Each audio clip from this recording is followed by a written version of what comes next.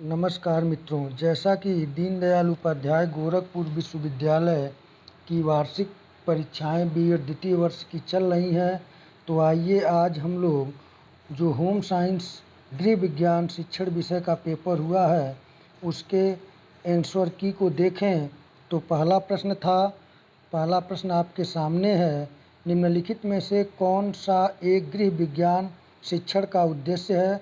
तो इसका जो सही उत्तर होगा वह होगा ऑप्शन डी, उपर्युक्त सभी। दूसरा प्रश्न है, गृह विज्ञान साधन है, तो गृह विज्ञान जो साधन है इसका भी सही उत्तर दूसरे प्रश्न का भी ऑप्शन डी होगा, उपर्युक्त सभी। और तीसरा है, परिभाषित करना उदाहरण है, तो परिभाषित करना जो उदाहरण होता है उसे अगर देखा जाए तो हम लोग इसको अगर देखा जाए व्यवहार, भावात्मक पक्ष, ज्ञानात्मक पक्ष, लेखन, तो इसमें थोड़ा कन्फ्यूजन बरकरार है। लेकिन मैं जो जाऊंगा वह डी के साथ जाऊंगा, लेखन के। आप इसका आंसर देख लीजिएगा, मिलता है तो कमेंट बॉक्स में डाल दीजिएगा, नहीं तो मैं भी प्रयास कर रहा हूं, जैसे मिलेगा मैं डाल दूंगा। और अगला चौथा प्रश्न है, पारिवारिक उत्तरदायित्व और कर्तव्य संबंधित है, तो पारिवारिक उत्तरदायित्व और कर्तव्य जो संबंधित है वो ऑप्शन बी होगा, गृह विज्ञान से। और पांचवा प्रश्न है, निम्नलिखित में से कौन सा विषय गृह विज्ञान से संबंधित है? तो अगर देखा जाए तो गृह विज्ञान से जो संबंधित विषय है उसे अगर देखा जाए तो ऑप्शन डी, उपयुक्त सभी से होगा। आइए अगले प्रश्न पर विचार किया जाए। अगला प्रश्न जो है आपका प्रश्न संख्या छठा, देखिए कट गया है, उसको बाद में हम बता देंगे। प्रश्न संख्या 7वां है कि श्रव्य दृश्य सामग्री मुख्यतः है, तो 3 प्रकार की, बी ऑप्शन सही है 7वें प्रश्न का। 8वां प्रश्न देखा जाए, परियोजना विधि का विकास किसके किया गया था? तो ऑप्शन बी, WH किलपैट्रिक द्वारा। अगले प्रश्न को देखा जाए, प्रश्न संख्या 9 है कि क्रिया, निरीक्षण और परीक्षण इस विधि में है, तो यह है प्रयोग विधि में। आइए प्रश्न संख्या 10 को देखा जाए।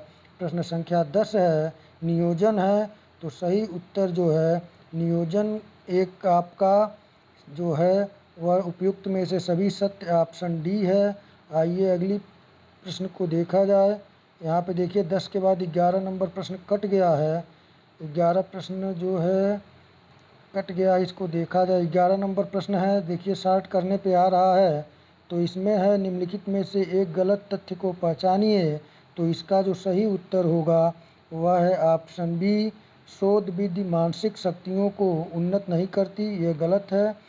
प्रश्न संख्या 12 है, निम्न में से कौन एक खनिज लवण नहीं है? तो निम्न में से जो खनिज लवण नहीं है अगर उसे देखा जाए तो इसमें नाइट्रोजन होगा, ऑप्शन डी। और प्रोटीन में कार्बन की मात्रा है, ऑप्शन सी 50%। और कालरा हैजा इस मौसम में फैलता है, सही उत्तर ऑप्शन सी, गर्मी और बरसात में। आइए अगले प्रश्न को देखा जाए। प्रश्न संख्या आपका 15 देखा जाए। 15 नंबर प्रश्न आपका है कि निम्नलिखित में से कौन सा एक कारक बालक के विकास को प्रभावित करता है? तो यहाँ पे है ऑप्शन डी सही होगा, सभी। चेचक का पहला टीका लगाने की आयु क्या है? तो चेचक का पहला टीका लगाने की जो आयु है उसे अगर देखा जाए तो ऑप्शन बी, 3 माह या अधिक पे। प्रश्न संख्या 17 है, दूध में पाया जाता है, सही ऑप्शन डी है 17 का, उपयुक्त सभी। और प्रश्न संख्या 18 है, वसा के स्रोतों को विभाजित किया जा सकता है, तो वसा के स्रोतों को हम लोग 2 भागों में, मांस और वनस्पति में, ऑप्शन ए सही होगा, बांट सकते हैं। आइए अगले प्रश्न को देखा जाए। प्रश्न संख्या 20 है, 19 देखते हैं, 60 पे आ रहा है, ऐसा वीडियो इसका लिया गया है। तो प्रश्न संख्या जो 19 है, विटामिन सी की कमी से, तो सभी जानते हैं ऑप्शन बी, स्कर्वी। और निम्नलिखित में से कौन सा एक आहार, इसको साफ क्लियर नहीं आ रहा, आहार रसायन की विधि नहीं है, आहार, एक मिनट इसको देखा जाए क्या निम्नलिखित में आहार। 20वां प्रश्न जो दिया है, निम्नलिखित में से कौन एक आहार संरक्षण की विधि नहीं है? तो सही ऑप्शन बी, पिघलाना। प्रश्न संख्या 21 है, जल संग्रहालय उपयोगी है, तो ऑप्शन डी सभी के लिए 21 प्रश्न का सही उत्तर ऑप्शन डी है। और प्रश्न संख्या 22 है, कार्बोहाइड्रेट में सम्मिलित है, तो इसका सही उत्तर है ऑप्शन ए हाइड्रोजन। आइए अगले प्रश्न को देखा जाए। अगले प्रश्न को देखा जाए। अगला प्रश्न जो आपका है, अगला प्रश्न संख्या है आपका 23 है। प्रश्न संख्या 23 दिया हुआ है, टेरामाइसिन है तो यह एंटीबायोटिक है यानी कि प्रतिजैविक औषधि है। प्रश्न संख्या 24 है, रक्त के लिए निम्नलिखित में से कौन एक सत्य नहीं है, तो इसका सही उत्तर होगा ऑप्शन बी प्लाज्मा में 80% जल होता है। नहीं, प्लाज्मा में 92% जल होता है। प्रश्न संख्या 25 है, निम्नलिखित में से कौन एक सही नहीं है। 4 ऑप्शन दिया हुआ है तो इसका सही उत्तर होगा ऑप्शन डी ए बी वर्ग सार्वत्रिक ग्राही नहीं है। ए बी जो है रक्त प्लाज्मा में 2 प्रतिरक्षी पाए जाते हैं, तो इसका जो सही उत्तर होगा, ये आपका सही उत्तर जो होगा यह सी होगा। इसका सही उत्तर सी है। आप देख लीजिएगा, ये गलत है, डी सी आंसर होगा। प्रश्न संख्या 26 है, पाचन है, इसका सही उत्तर होगा ऑप्शन सी यौगिक और रासायनिक प्रक्रिया। आइए अगले प्रश्न को देखा जाए। प्रश्न संख्या 23 को देख लिए, 24, 25, 26 तो देख ही लिए हम लोग। अगले प्रश्न को देखा जाए। अगला प्रश्न जो है आपका कुछ इसमें दिक्कत आ रही है। अगला प्रश्न देखते हैं कौन सा है। प्रश्न संख्या 26 हो गया। अब आइए प्रश्न संख्या 27 को देखा जाए। पोषक तत्व की आपूर्ति मानी जाती है होती है, तो इसका सही उत्तर होगा ऑप्शन डी यकृत से रक्त को। फेफड़ों के नीचे स्थित बड़ी झिल्ली को पुकारा जाता है। 28 नंबर प्रश्न है, फेफड़ों के नीचे स्थित बड़ी झिल्ली को पुकारा जाता है। ऑप्शन सी जो है उसको पुकारा जाता है। प्रश्न संख्या 29 है, प्रयोगशाला का उद्देश्य है, तो प्रयोगशाला का जो उद्देश्य है तो उसका सही उत्तर होगा ऑप्शन बी वैज्ञानिक रुचि का विकास। प्रश्न संख्या 30 है, प्रक्षेपक है, तो इसका सही उत्तर होगा ऑप्शन ए दृश्य साधन। आइए अगले प्रश्न को देखा जाए। प्रश्न संख्या आपका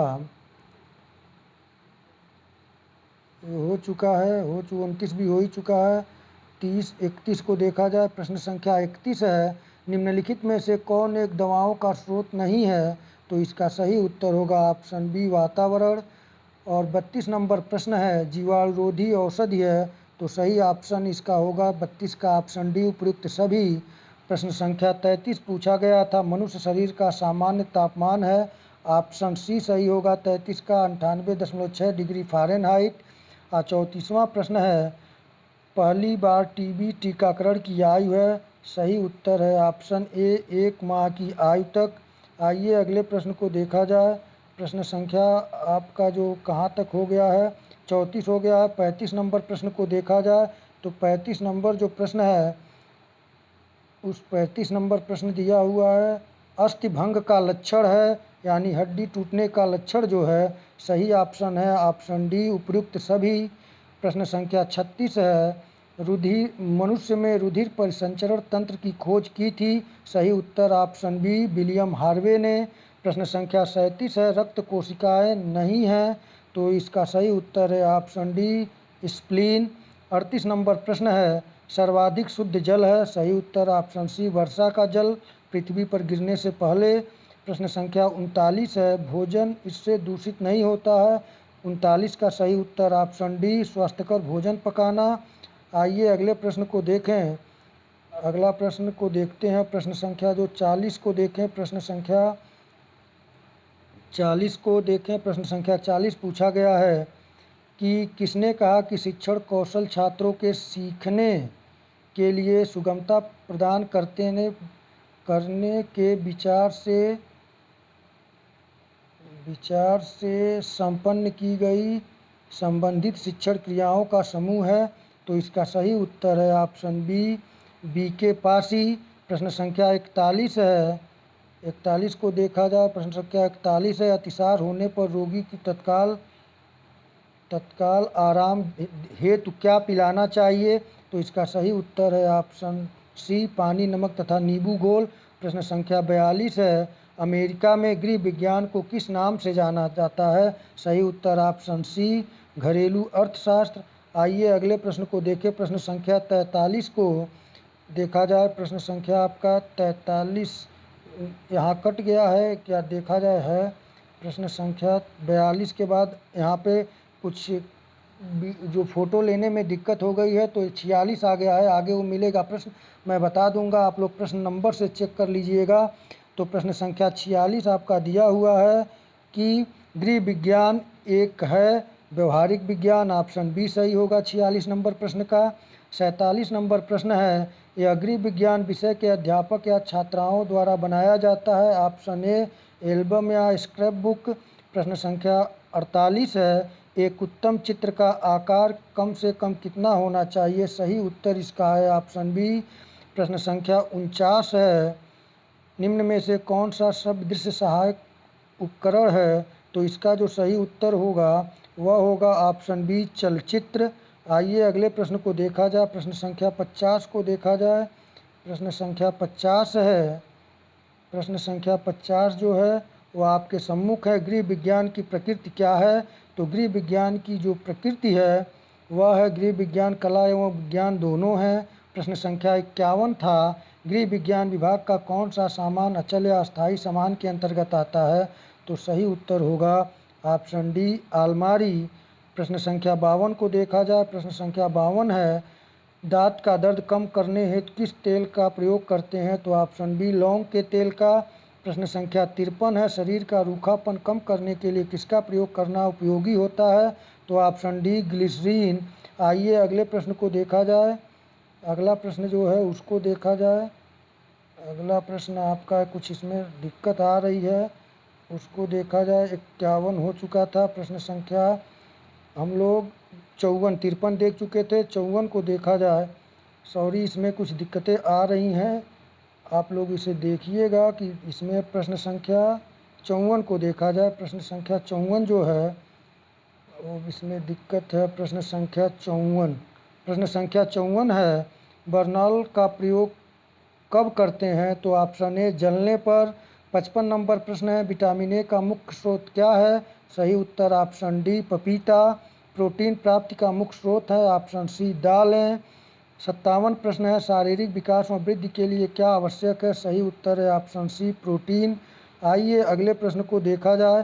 प्रश्न संख्या आपके सामने जो है वह हम लोग कहाँ तक थे? प्रश्न संख्या 56 57 हो गया था। प्रश्न संख्या 58 है, देखें क्या पूछ रहा है। प्रश्न संख्या 58 है, कार्बोहाइड्रेट का क्या कार्य है? तो शरीर को, ये ऑप्शन सही होगा, शरीर को ऊर्जा प्रदान करना।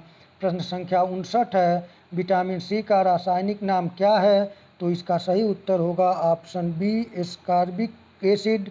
प्रश्न संख्या 60 है, विटामिन सी की कमी से कौन सा रोग होता है? तो इसका सही उत्तर है ऑप्शन डी होगा। यहाँ पे ऑप्शन डी होगा, इनमें से कोई नहीं। आइए अगले प्रश्न को देखा जाए। प्रश्न संख्या 60 हो गया है, 61 हो गया है। अगले प्रश्न को देखा जाए। प्रश्न संख्या कुछ इसमें दिक्कतें आ रही हैं, नेटवर्क की प्रॉब्लम है। प्रश्न संख्या 54 हो चुका है, 61 हो चुका है। प्रश्न संख्या 62 है, विटामिन सी का प्रमुख तत्व क्या है? तो इसका सही उत्तर होगा ऑप्शन डी नींबू। 63 नंबर प्रश्न है, ऐसा आहार जो शरीर को समस्त भोजन संबंधी आवश्यकताओं की पूर्ति करता है? इसका सही उत्तर होगा ऑप्शन सी संतुलित आहार। शिशु के लिए सबसे लाभदायक तथा पौष्टिक दूध किसका होता है? सही उत्तर ऑप्शन डी है, माँ का दूध। प्रश्न संख्या 65 है, कब्ज की परेशानी में कौन सा फल अधिक उपयोगी होता है? सही उत्तर ऑप्शन डी बेल का। आइए अगले प्रश्न को देखें। प्रश्न संख्या 66 है, होमोग्लोबिन किसका भाग है? तो सही उत्तर है ऑप्शन ए लाल रक्त कणिकाओं का। प्रश्न संख्या 67 था, लाल रुधिर कणिकाओं का क्या कार्य है? तो इसका सही उत्तर है ऑप्शन बी, यह शरीर के ऊतकों तक ऑक्सीजन पहुंचाता है। प्रश्न संख्या 68 है, मोटापा क्यों होता है? तो इसका सही उत्तर है ऑप्शन सी, शरीर में, ऑप्शन सी इसका सही उत्तर है, शरीर में वसा की मात्रा अधिक बढ़ जाने से।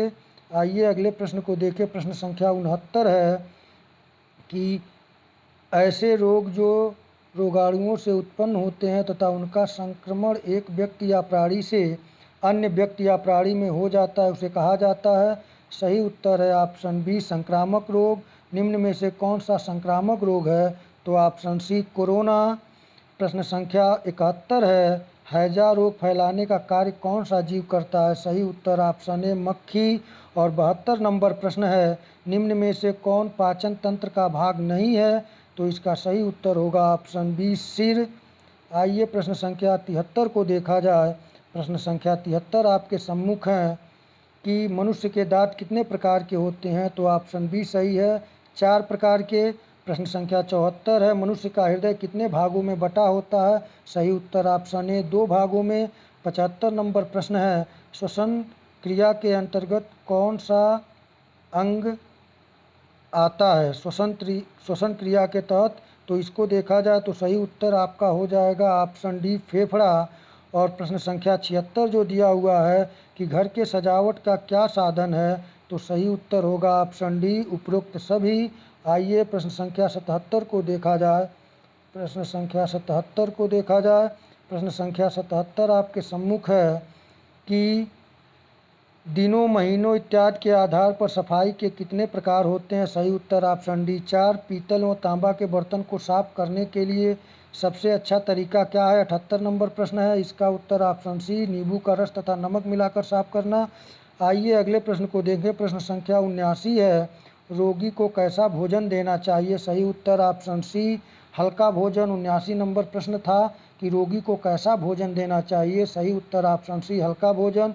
प्रश्न संख्या 80 है, गुलाब जामुन मिठाई मुख्यतया किसकी बनाई जाती है? तो इसका सही उत्तर ऑप्शन ए, मैदे की। आइए जो प्रश्न बचा था बीच में उसको देखा जाए।